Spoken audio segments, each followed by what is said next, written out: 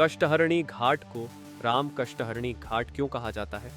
बिहार का मुंगेर जिला इतिहास, संस्कृति और आस्था तीनों का अद्भुत संगम है। गंगा नदी के शांत किनारों पर बसा मुंगेर सिर्फ एक शहर नहीं, बल्कि रामायण और महाभारत काल की अनगिनत कहानियों को अपने अंदर समेटे हुए एक पवित्र धरोहर है।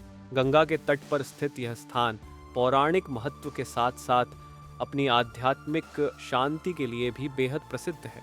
मान्यता है कि अंग देश के राजा कर्ण प्रतिदिन इसी घाट पर गंगा स्नान करने आते थे और मां चंडिका की पूजा कर दान पुण्य करते थे।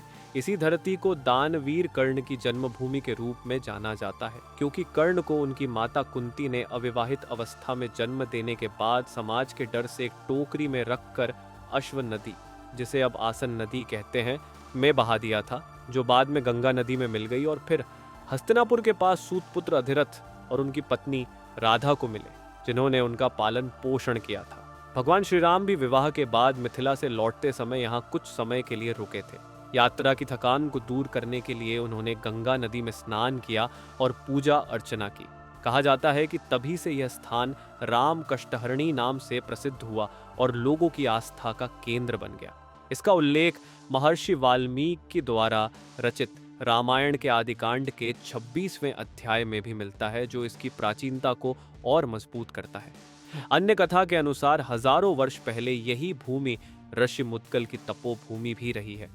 उन्होंने यहाँ मौजूद चट्टानों पर 2 प्राचीन मंदिरों का निर्माण करवाया था और उसी महान ऋषि के नाम पर बाद में इस स्थान का नाम मुंगेर पड़ा।